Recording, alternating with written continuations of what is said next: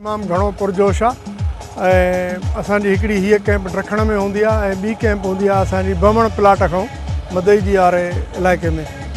तो असांजो तमामु घणो हाणे असांजी रवानगी जो टाइम आहे, बसि निकिरूं पिया ऐं वधि खां वधि असांजो वर्कर पुरजोश आहे। पुरजोश हमेशह रहियो आहे असांजो वर्कर जेको आहे 46 सालनि खां वठी, पर हिन दफ़े इन जे करे जो 6 केनालनि वारो मसइलो आहे ऐं उहो अहम इशू आहे पाणीअ वारो।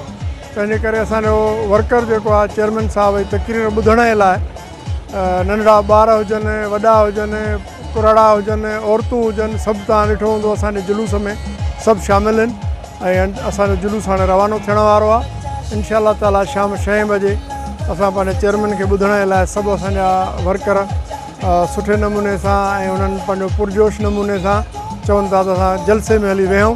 हालांकि मां उन्हनि खे चयुमि त कुझु झट हिते कैंप ते स्टे कयो, पर हुननि चयोसीं उहा स्टे बि असां उते हली ग्राउंड में कंदासीं ऐं असां दुनिया खे ॾेखारींदासीं त असांजो 46 सालनि जो प्यारु अञा ताईं शहीद ज़ुल्फ़कार अली भुट्टे सां घटियो न आहे। साईं असांजा वर्कर मोटर साइकिलुनि ते वीचारा साइकिलुनि ते असां हितां वेझा आहियूं, उहे बि जेके आहिनि से पंहिंजो पहुता आहिनि ऐं जेको वर्कर को रहियल आहे त उहो बि इंशाअल्लाह ताला उन्हनि खे मां अपील थो कयां त सभु गड़ी ख़ुदाबख्श पहुची ऐं जेको आहे उहो सबूत ॾियनि त असां हिन जेको आहे 46 वर्सीअ में पोइ ते न रहियासीं ऐं पंहिंजो इंशाअल्लाह मूंखे उमेदु आहे त को माण्हू पोइ ते न रहंदो ऐं इंशाअल्लाह ताला सभई माण्हू शाम 6 बजे खां अॻे जेको आहे चेयरमैन साहब खे ॿुधण जे लाइ सभु हुते अची वेंदा। सिंध जो माण्हू हमेशह पीपुल्स पार्टीअ खे ट्रस्ट कयो आहे ऐं इंशाअल्लाह ताला करे थो, कंदो रहंदो।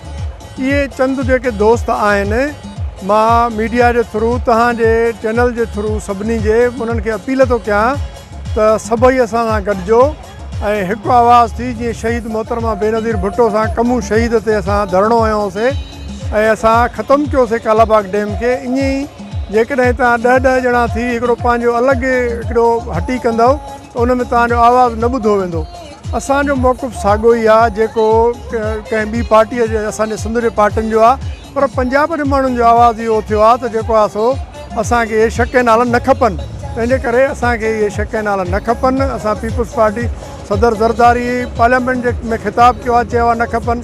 चेयरमैन बिलावल भुट्टो ज़रदारी क़ौमी असैम्बलीअ में चयो आहे असांखे केनाल न खपनि। मुराद अली शाह सिंध असैम्बलीअ में रिथ पास कराई आहे त असांखे केनाल न खपनि।